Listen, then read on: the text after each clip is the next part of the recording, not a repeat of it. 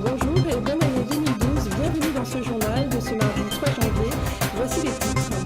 Bilan écologique du réveillon sur nos plages, embarquement exceptionnel sur le Marion Dufresne, 10 ans pour le Rhône depuis le 1er janvier, marche sur le feu en l'honneur de Pont-de-Vallée et dans la Grande Île, le bilan sanitaire du réveillon du 31. Bonne année, bonne santé. Cette année encore, le réveillon populaire sur les plages de l'Ouest a attiré du monde, près de 20 000 personnes. Bilan écologique de ces festivités, 25 tonnes de déchets ramassés par les agents de Tamarin et du TCO.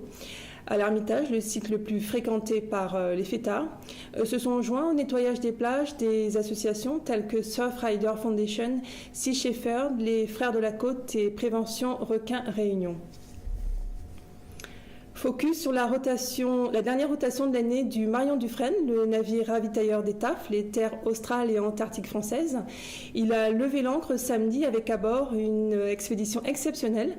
Les explications sur cette expédition par Christian Gaudin, préfet et administrateur supérieur des TAF. C'est de la responsabilité du préfet des terres australes et antarctiques françaises d'aller visiter ces territoires, les territoires qu'il a en responsabilité, pour s'assurer de la bonne application de la politique des TAF, qui est d'assurer le soutien à l'expression scientifique, puisque ces territoires, ce sont des terres de science. Et nous avons comme mission d'assurer la souveraineté, c'est-à-dire la représentation de l'État français, mais aussi de permettre justement la vie et la survie des acteurs scientifiques et de tout ce que ça peut entraîner pour notamment assurer la vie sur ces territoires. Donc je passe de façon régulière dans ces districts, mais pour cette rotation qui va partir demain de la Réunion, il y a quelque chose de très particulier, puisque nous avons à bord deux artistes qui sont lauréats d'un concours qui a été lancé en lien avec le ministère de la Culture. Et ces deux artistes, on va les conduire en résidence sur la base scientifique de Kerguelen. Ils vont séjourner 3 mois sur ce district, à l'intérieur de cette base, et exprimer leur dimension culturelle. Alors, il y a un photographe, il y a un plasticien, et on attend de ce contexte très particulier des îles de la désolation une expression tout à fait majeure de ces artistes. Vous allez commémorer également les 50 ans d'une expédition de géographes.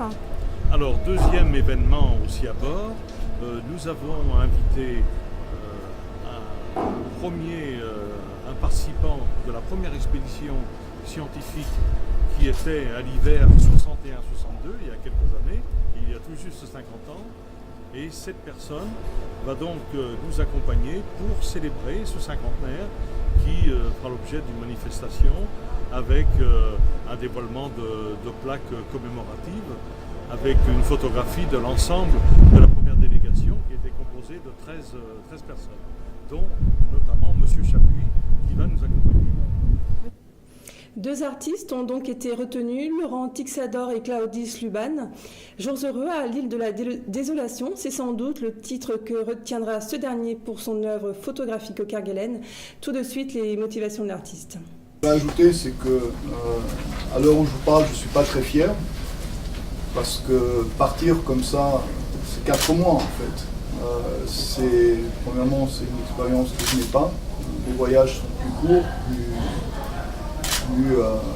peut-être plus intense au niveau de la durée, parce que plus court, mais aussi je ne sais pas vraiment comment répartir mon énergie sur 4 mois, donc en ce sens-là déjà c'est une première, mais aussi le fait de savoir que c'est un projet qui fait appel plus qu'au rêve, moi je dirais presque au fantasme, parce qu'il y a la partie physique qui est le voyage lui-même, mais avant il y a aussi toute la partie, je dirais, imaginaire et même sémantique, avec les DACOI, les IPEV, les TAF, les disquaires. Il y a tout un langage qui déjà vous montre bien que vous êtes sur une autre planète.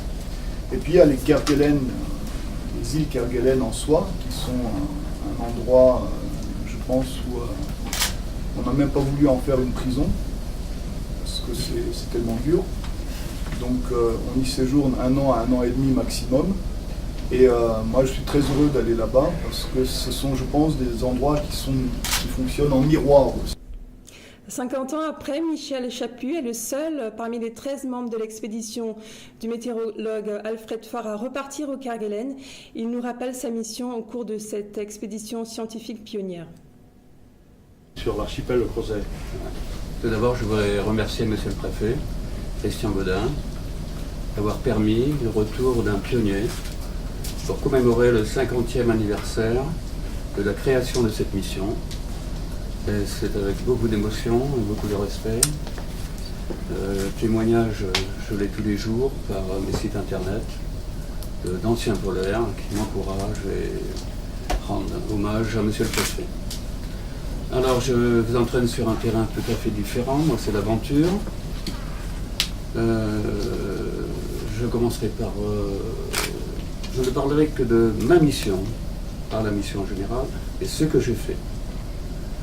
Le bateau s'appelait à l'époque le bateau ravitailleur des terres australes, qui ravitaillait donc Kerguelen et Nouvelle-Amsterdam, s'appelait le Gallieni. C'était un cargo qui était aménagé spécialement à l'occasion pour faire les rotations.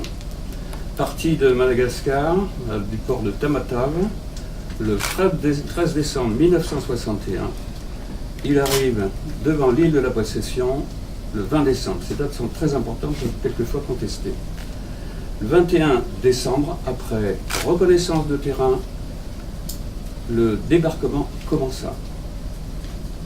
Les portières sont chargées, plus de 30 tonnes sont déchargées sur la plage de la crique du Marin le premier jour du débarquement. La tempête fait rage le 2, le 22, le 23. Par bonheur, les équipes n'ont pas été récupérées.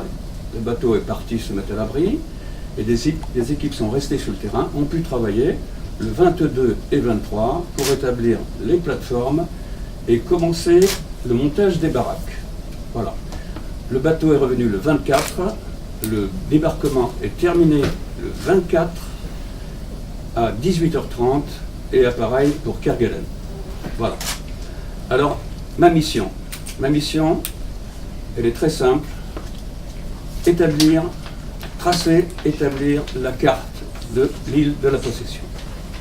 Cette île existait déjà, c'était des petits rajouts, puis en fonction de quelques missions, quelques aventuriers, on avait fait des petits rajouts et on s'était aperçu qu'on avait des fois des erreurs de 500 mètres sur des petites distances. Donc il a fallu absolument refaire cette carte, ainsi qu'une carte à grande échelle pour les futures installations. Et pour clore cette page sur le Marion Dufresne, précisons que le retour des artistes à La Réunion est prévu autour du 19 avril prochain. L'euro fêtait ses 10 ans le 1er janvier, mise en circulation en 2002, la monnaie unique a cours dans 17 pays européens et est utilisée par 330 millions d'individus. Une constante dans les sondages, nombre de consommateurs considèrent cette monnaie comme inflationniste. Les prix de nombreux biens de consommation courante ayant fortement augmenté depuis le passage à la monnaie unique. Et puis, nouvelle année va souvent avec nouvelle tarification, plus 30% pour les boissons gazeuses, plus 1,1% pour le SMIC qui passe à 9,22 € par heure, et plus 1,7% pour le RSA qui passe à 474 € pour une personne seule. Fin du carême pour la communauté tamoule de La Réunion.